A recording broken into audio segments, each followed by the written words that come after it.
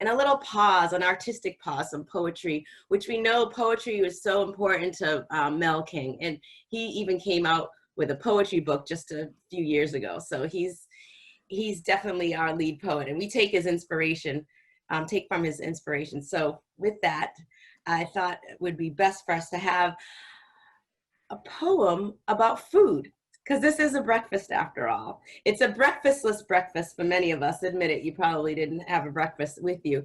But I thought that we could, I reached out to a poet and commissioned her to write a poem specifically for this breakfast. And she was amazing. I think in less than a week, she came back with this really powerful piece. And I said a piece about food, something about food and eating, or, you know, whatever, like run away with it.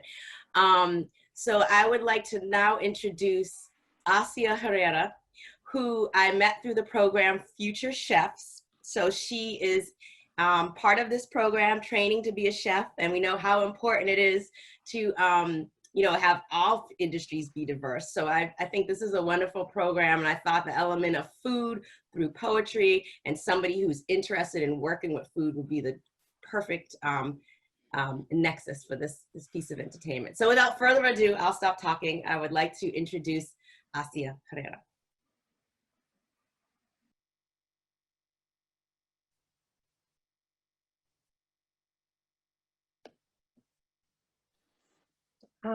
Thank you for that introduction. I'm not sure if you can see me or not. I don't know. Hold on. There we go. Thank you for that introduction. So I will be reading two poems today. The first one is that lovely one about food. And the second one I'll be reading is a little bit about my family and my ancestors.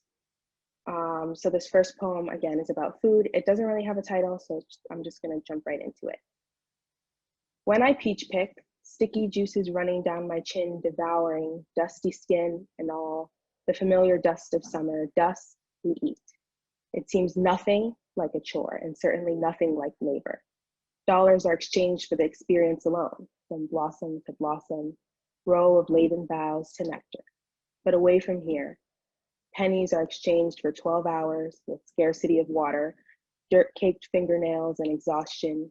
No sticky sweet nectar here, only salt dried on brown foreheads, remnant of old tears and sweat.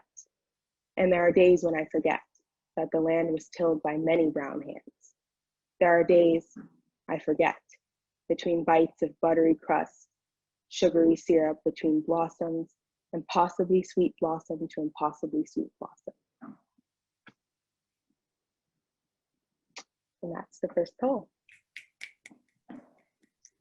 The second poem I will be reading is called Kindling, and it's just, I feel like it's pretty self-explanatory, but it's just about my family and some of my ancestors. Kindling.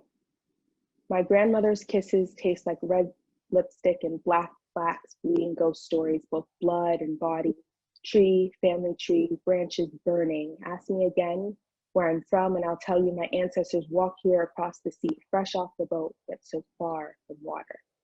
Somehow, I know they never knew I'd be buried on American soil, that I would never know my roots, never set foot on the dirt that raised me, earth tended so carefully by brown hands, that mi abuelito's house would be empty, and that what is an empty house but a pile of firewood. Ask me again where I'm from. My family tree is making itself known to me one fragment at a time. Upon an unearthing of bones after cremation, it's remembering Spanish, syllable by syllable. It's Martin Luther King Jr.'s I Have a Dream.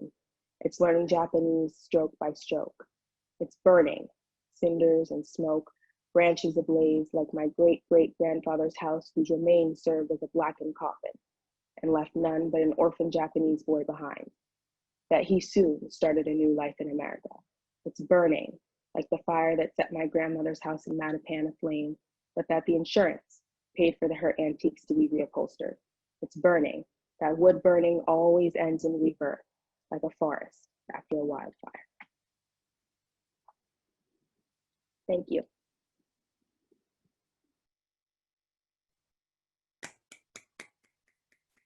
Wow, thank you so much.